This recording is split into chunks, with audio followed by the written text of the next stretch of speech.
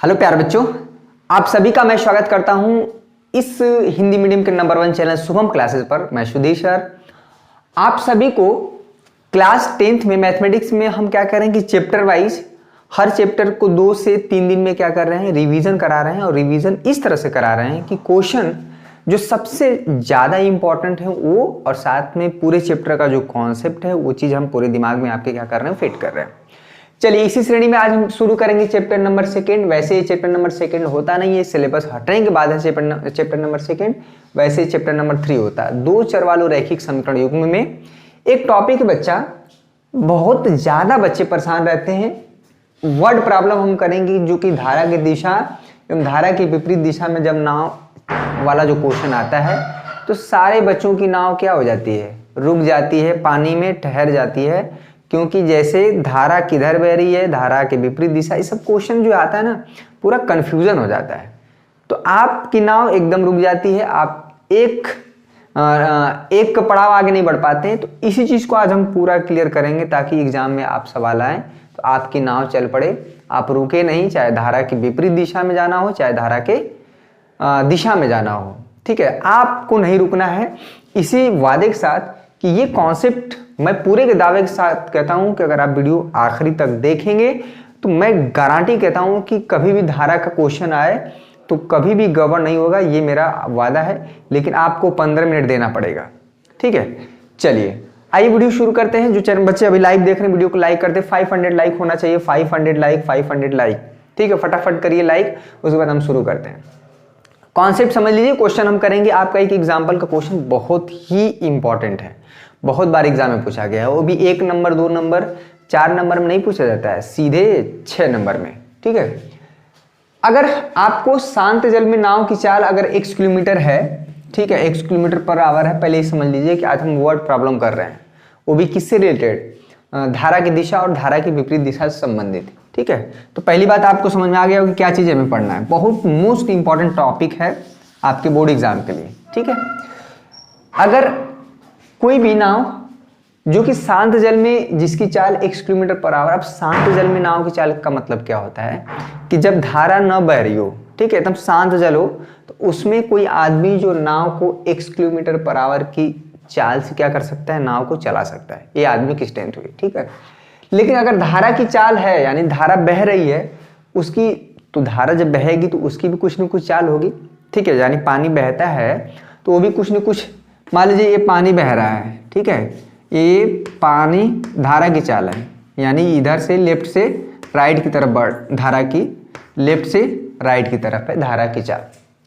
तो अगर इसमें कोई नाव है, ठीक है, इसमें अगर कोई, अरे नाव कैसी बन गई भाई, इसमें कोई नाविक है, तो अगर नाव को धारा की दिशा में चलाएगा तो उस केस में जो नाव की चाल होगी, जब इसमें केस नंबर 1 और केस नंबर 2 समझ लीजिए कि जब धारा की दिशा में चलेगी नाव, ठीक है, जब ये नाव जो है धारा की दिशा में कोई चलाएगा, इस नाव की चाल तो 1 किलोमीटर पर आवर थी जब धारा नहीं बहती, लेकिन धारा बह रही है किस चाल से, y किलोमीटर पर आवर से।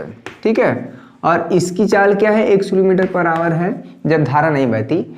लेकिन जब धारा की दिशा में आदमी नाव चलाएगा तो जो एक्चुअल नाव की चाल होगी वो, ये नाव की चाल अब प्लस धारा की चाल क्या हो जाएगी, जुड़ जाएगा। ठीक है, जब धारा की दिशा में आप क्या करेंगे, नाव को चलाएंगे। क्लियर हुआ, इसमें कोई डाउट, समझ में आया ना। तो ये शांत जल में नाव की चाल है और धारा की चाल है।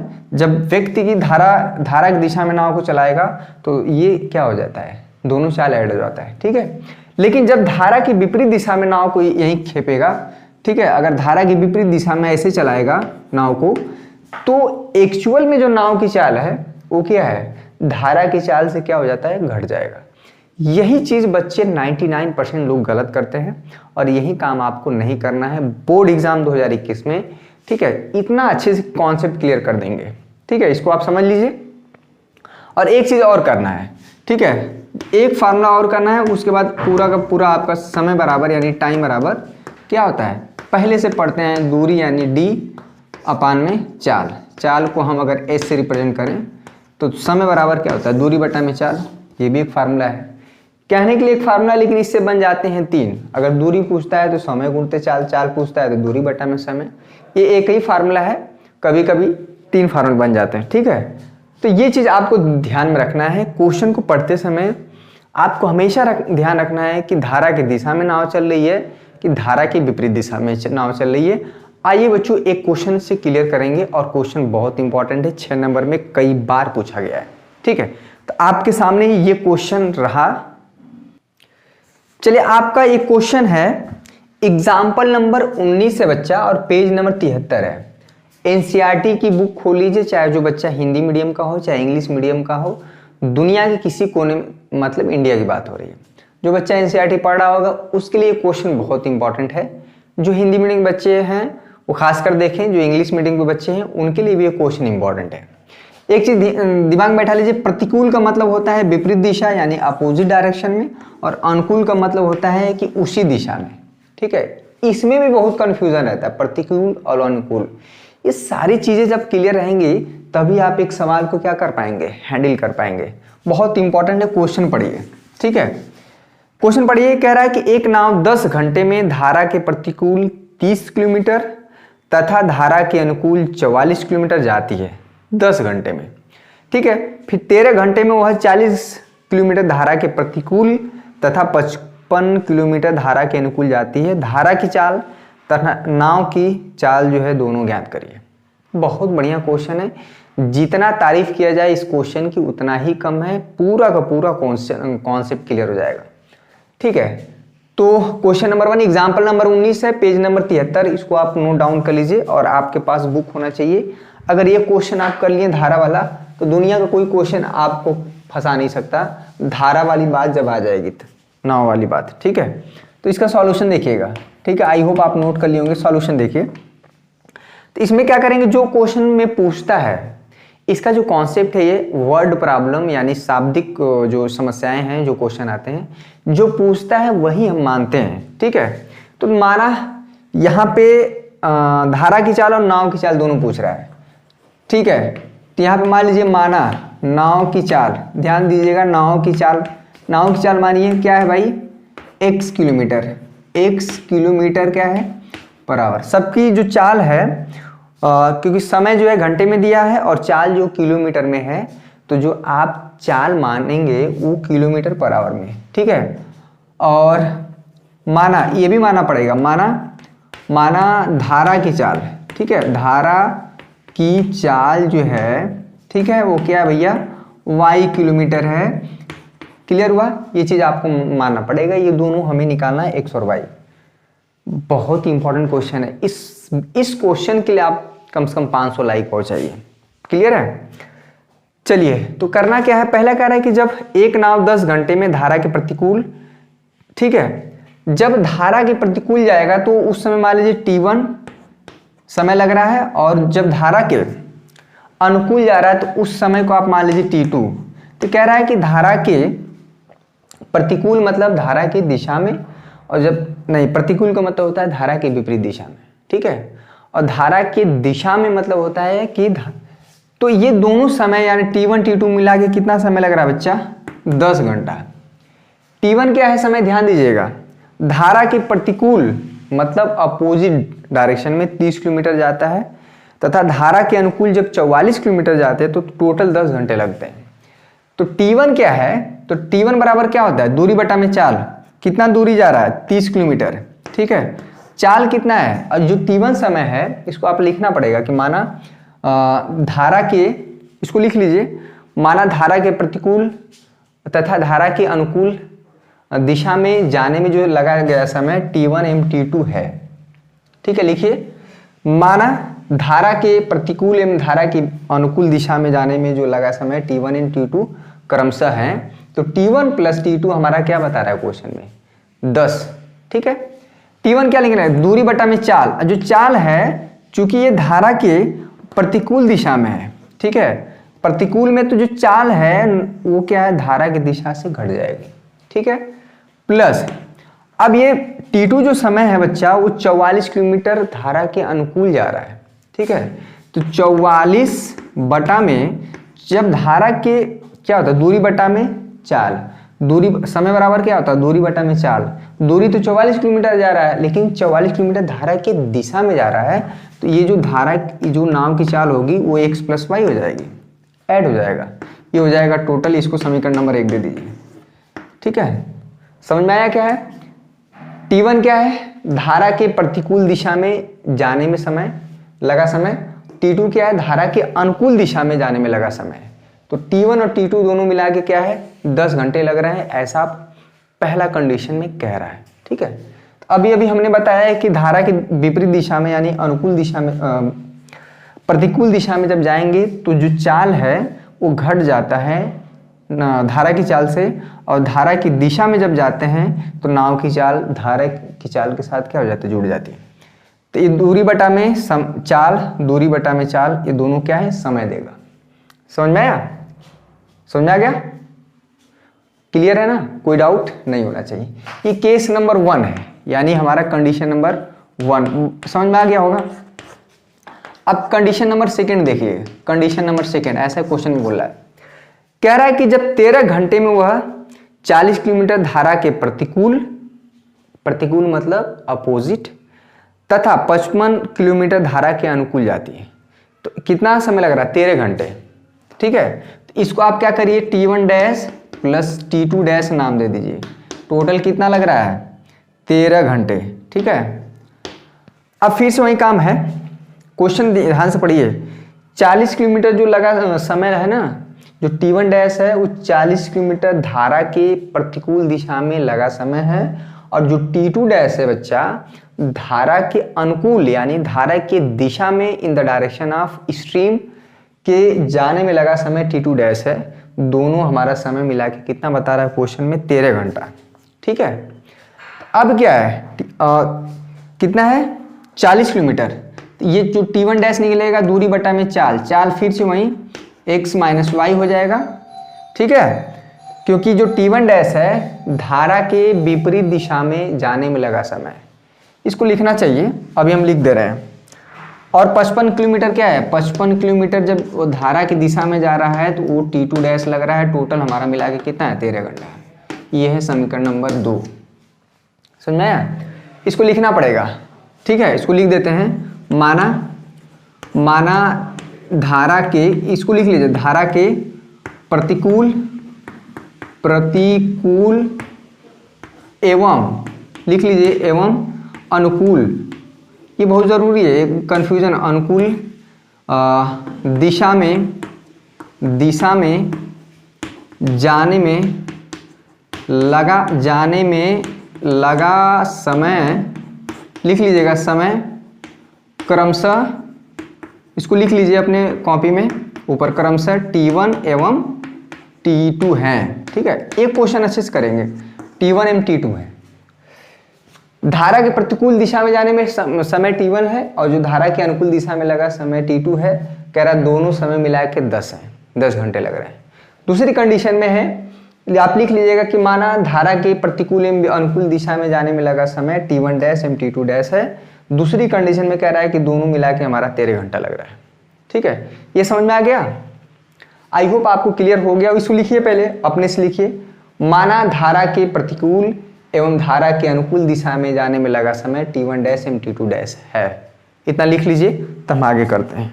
समझ में आया, बहुत बढ़िया क्वेश्चन है। चलिए, ये चीज आप कर लिए होंगे, आई होप यहां तक आपको कोई कंफ्यूजन नहीं होगा। जैसे जैसे क्वेश्चन में कह रहा था वैसे वैसे हमने चीजें कर लिया। हमें कुल मिला के x और y बताना है। ये भी चीज आपको पता होना चाहिए कि हमें क्या ज्ञात करना है। बहुत लोगों को तो यही नहीं समझ में आता करना क्या है। आप जो x और y माने वही निकालना है, धारा की चाल निकालना है और नाव की चाल निकालना है। ठीक है, अच्छा इस तरह का क्वेश्चन समीकरण आप देखे हैं 1/, में जैसे x - y 1/, में x + y है, तो इस तरह के क्वेश्चन कैसे सॉल्व करते हैं, कुछ याद आ रहा है? इस क्वेश्चन में सब कुछ आपको मिलेगा पूरा, जैसे क्या है ना, कंप्लीट पैकेज। एक क्वेश्चन ही नहीं है, ये बहुत कुछ है। इस तरह का आपको एग्जाम में समीकरण भी दिया रहेगा कि अगर दे देगा तो बोलेगा कि x और y का मान बताइए। इस तरह का सवाल भी आते हैं एग्जाम में। तो करते क्या है, 1/, में x - y को u मानते हैं, 1/, में x + y को बच्चा भी मानते हैं। ठीक है, तो यहाँ से हो जाएगा 30 × 1/, में x - y। यहाँ पे देखिए तो समीकरण 1 30u हो जाएगा और 44 यहाँ पे हो जाएगा v। बहुत इंपॉर्टेंट क्वेश्चन है ये हो गया 10। ठीक है, इसको हम बोल देंगे समीकरण नंबर 3। बहुत बढ़िया। समीकरण नंबर सेकेंड में 1/80 हो जाएगा 40u और यहाँ पे क्या हो जाएगा 55 यहाँ पे हो जाएगा, एक मिनट, चलिए ये u है, हमने इसको क्या माना है v माना है, ये हो जाएगा v इक्वल टू क्या हो जाएगा यहाँ पे 13। इस समीकरण को सॉल्व करना भी अपने आप में बहुत कठिन काम है, कठिन नहीं है, जो बच्चे किए हैं वो बहुत आसान है।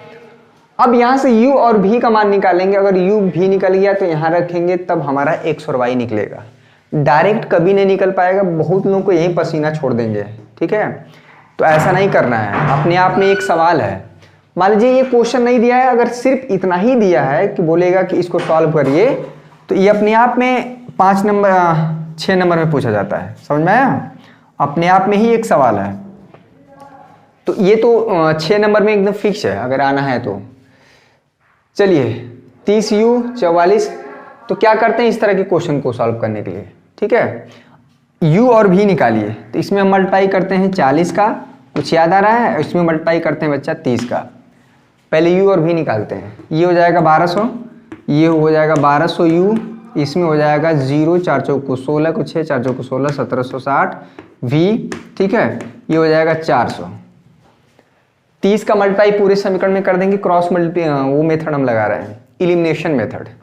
30 का मल्टीप्लाई करेंगे, ये 1200 हो जाएगा। इस सब कुछ कंप्लीट पैकेज है ये 0 हो जाएगा, 3 5 15 और 3 5 15 116 v हो जाएगा 13 39। ठीक है, 390। अब क्या करते हैं, घटा देते हैं। ठीक है, ये घटा दी, ये कट गया।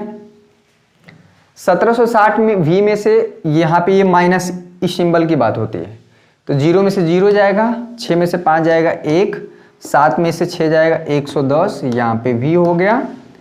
400 में से अगर 390 आप घटा पाएंगे अपने जीवन काल में, तो मुझे लग रहा है कि 10 आएगा। ठीक है, 10 ये कट जाएगा, v इक्वल टू आ जाएगा 1/11। ये आंसर नहीं हुआ, हमें बताना है x और y है, यही बहुत मिस्टेक कर देते हैं बच्चे। वीडियो पसंद आ रहा है लाइक कर दीजिएगा, बहुत शानदार क्वेश्चन है। पूरे चैप्टर का निचोड़ है 2 चर वाले रैखिक समीकरण में, जितने भी चैप्टर हैं सबका बाप है ये क्वेश्चन। ठीक है, तो हम क्या करते हैं, सबसे कठिन को ही पकड़ लेते हैं, आसान तो अपने आप लग जाएंगे। चलिए v निकल गया, v को हम यहाँ रखेंगे। ठीक है, अभी रखा जाए, v निकला 1/11, तो v हमारा निकला 1/11, समीकरण नंबर 3 में रख दीजिए, 4 में, तो हम समीकरण नंबर 3 में रख देते हैं। तो पहले u निकालिए, 13u 44, v का मान कितना है 1/11, यहाँ पे 10, तो 11 चौको 44। ठीक है, 30u प्लस 4, यहाँ पे हो गया 10, इसको उधर ले जाएंगे, कितना हो जाएगा 4, कितना हो जाएगा 6, तो u का मान कितना होगा 6/30, ये हो गया 1/5। u और v बहुत आसानी से निकल गया, लेकिन हमें ये बताना नहीं है, बताना है हमें x और y। ठीक है, इतना नोट कर लिया है ना, बहुत बढ़िया क्वेश्चन, इतना नोट कर लीजिए। जो बच्चे नोट नहीं किए वीडियो को पॉज कर करके पूरा अच्छे से इसको सॉल्व करें, ये सबका बाप है, मैं बता रहा हूँ। किसी कारणवश ही बोल रहे हैं, अगर ये क्वेश्चन आप कर लेंगे तो कोई क्वेश्चन नहीं फंसेगा। धारा वाला क्वेश्चन बहुत बार एग्जाम में पूछा जाता है। ठीक है, तो अब क्या करेंगे, u और v का मान इसको हम क्या करते हैं, स्टार इक्वेशन दे देते हैं। ठीक है, दोनों को नहीं, इसको स्टार दीजिए, इसको स्टार, इसको क्या करिए डबल स्टार। तो लिखिए u और v का मान समीकरण नंबर स्टार एवं समीकरण नंबर डबल स्टार में रखने पर, लिख लीजिए u और v का मान समीकरण नंबर स्टार एवं समीकरण नंबर डबल स्टार। आप कुछ भी दे सकते हैं ना, 3 4 5 6 7 दे दीजिए ना, अपने नाम का कैपिटल लेटर लिख दीजिए। मान लीजिए सतीश है तो यस लिख दीजिए, इक्वेशन नंबर यस। ठीक है, रोहित है तो आर कर दीजिए, शिल्पा है तो एस, कुछ भी कर दीजिए, अपने कोई कसम नहीं है। ठीक है, तो 1/x माइनस वाई, यू कितना है भाई 1/5। ठीक है, क्रॉस मल्टीप्लिकेशन कर देंगे तो ये पाएंगे कि x minus y equal to 5। अभी समीकरण नंबर ये बना 5। ठीक है, v का मान जो है समीकरण नंबर डबल स्टार में रखिए। क्लियर हुआ, तो 1/x plus Y equal to 1/11। ठीक है, तो क्रॉस मल्टीप्लिकेशन करेंगे 11 आएगा इधर, इसको हम डायरेक्ट लिख देते हैं x + y = 11। समीकरण नंबर 6। समीकरण नंबर 5 और 6 को आप सॉल्व कर लेंगे तो हमारा क्या हो जाएगा, काम बन जाएगा। इन दोनों को सॉल्व करना बहुत आसान है, ये बहुत उतनी टेढ़ी खीर नहीं है। क्या करेंगे, सिंपली दोनों को जोड़ देंगे। यहाँ पे हो जाएगा 2x, 6 × 5 = 11, x की वैल्यू आ जाएगी 11/2 यानी 5.5 km/h। यानी x क्या है, नाव की चाल, 11/2 km/h, 5.5 km/h। वीडियो पसंद आ रहा है? अगर आपको लगा कि हाँ मुझे इस तरह के क्वेश्चन को सॉल्व करने में कठिनाई होती थी, अगर मेरा आज कॉन्सेप्ट क्लियर हो गया, मुझे डाउट जो था वो क्लियर हो गया, इस बात के लिए आप लाइक करिए। ठीक है, आप मोबाइल को चार्ज करके, मोबाइल का नेट पैक बचा के अगर इतना मेहनत करके आप देख रहे हैं तो उस बात के लिए लाइक कर दीजिए। ठीक है, x का मान 11/2 कहीं पर रख दीजिए, यहीं पर रख देते हैं, यहाँ पर रख देते हैं। तो 11/2, ठीक है, प्लस y = यहाँ पे 6, तो y का मान क्या हो जाएगा, 6 - 11/2, 6 × 12, 12 में से 11 जाएगा, 1/2 km/h। यानी जो नाव की चाल है 1/2 यानी 0.5 km/h है। मिस्टेक हो गया क्या? u का मान कितना है भाई, 1/5, v का मान क्या है, 1/11। कहीं मिस्टेक हुआ है क्या? x - y = x - y गलत हुआ है क्या सॉल्व करने में? ओ हो, ये मिस्टेक हुआ है। भी 1/5 नहीं था ना, यहाँ पे 1/11 था। u का मान क्या था, 1/5। चलिए तो सही है, मिस्टेक हो गया कैलकुलेशन में। और यहाँ पे है x + y, ये 11 होगा ना, यही तो मिस्टेक हो गया था। ठीक है, इन दोनों को जोड़े, 2x, 11 × 5 = 16 हो जाएगा। ठीक है, x की वैल्यू कितना आ जाएगी, 8 km/h। आंसर क्या है भाई, हाँ x की वैल्यू 8 km/h। यहाँ पे आके मिस्टेक हो गया है, देख रहे हैं। और x की वैल्यू 8 रखेंगे, यहाँ पे x की वैल्यू आप 8 रखेंगे तो y का मान आ जाएगा 3। ठीक है, x का मान कहीं यहाँ पे भी रख दीजिए, यहाँ पे भी रख दीजिए, तो y का मान कितना आ जाएगा, y का मान 3 आ जाएगा। चलिए, y का मान आ जाएगा 3 km/h। तो आप लिखिएगा, क्वेश्चन में पहले धारा की चाल पूछा है, ध्यान दीजिएगा, धारा की चाल पूछा है पहले। धारा की चाल और नाव की चाल बताना है। तो आपने पहले नाव की चाल माना है x किलोमीटर, तो लिख लीजिएगा नाव की चाल हमारा क्या है, 8 km/h, और धारा की चाल जो है 3 किलोमीटर। वैसे धारा की चाल हमेशा कम होनी चाहिए। आप जब नाव चलाएंगे तो आपकी चाल अगर धारा की चाल से कम है तो आपकी नाव पीछे चली जाएगी, या आपकी चाल और धारा की चाल बराबर होगी तो ना नाव आगे बढ़ेगी ना पीछे खसकेगी, एक जगह स्थिर रहेगी। तो अगर आप चाहते हैं कि नाव मेरी आगे बढ़े तो आपकी चाल हमेशा धारा की चाल से ज़्यादा होना चाहिए, जैसा कि यहाँ क्वेश्चन से भी स्पष्ट हो रहा है। ठीक है, तो बहुत ढेर सारी चीज़ें इस क्वेश्चन से आपने सीखा, जरूर सीखा होगा। ये क्वेश्चन पूरा कंप्लीट पैकेज है कि दो चर वाले रैखिक समीकरण युग्म कैसे बनाते हैं। अगर x y इस तरह से समीकरण बनता है तो इसको u और v मानते हैं, u और v का मान निकाल के फिर हम रखते हैं समीकरण में, तो x और y में समीकरण बनता है और x y समीकरण को सॉल्व करते हैं तो हमारा जाके क्या होता है, जो चीज़ पूछता है वो निकलता है। ठीक है, एक दो क्वेश्चन और हैं। आपके प्रश्नावली 3.6 पेज नंबर 75 में दूसरे का पहला, ठीक है, पेज नंबर 75, ठीक है, इसको नोट डाउन करिए। पेज नंबर 75 दूसरे का पहला धारा वाला क्वेश्चन है। अगर इसको आप कर ले गए तो मैं मानूंगा कि ये समझ में आ गया। अगर नहीं कर पाए तो अभी भी आपको क्या करना है, इसको आपको बार बार देखना है, समझना है। पूछ लीजिएगा ये क्वेश्चन आ गया तो सही है, नहीं तो फिर मैं क्या करूंगा बता दूंगा। ठीक है, तो आज मात्र एक ही क्वेश्चन, लेकिन आपको लगा होगा कि ये एक क्वेश्चन है, इसमें कई ढेर सारी चीज़ें थी जो कि आपको डाउट हमेशा रहता है और मैंने इसको बताने का प्रयास किया। इसमें ग्राफ वाला क्वेश्चन, वर्ड प्रॉब्लम पे ज़्यादा फोकस रहेगा। दो चर वाले रैखिक समीकरण युग्म बहुत इंपॉर्टेंट है। ठीक है, दो चर वाले रैखिक समीकरण युग्म और द्विघात समीकरण मिला के आपको 18 नंबर देगा, बहुत अच्छे से तैयार करना है। ठीक है, तो आई होप आपको पसंद आया कि नहीं भाई बताइए। और कल मिलते हैं कुछ और ज़बरदस्त वीडियो के साथ। तब तक के लिए आप सभी का बहुत बहुत शुक्रिया। जय हिंद, जय भारत।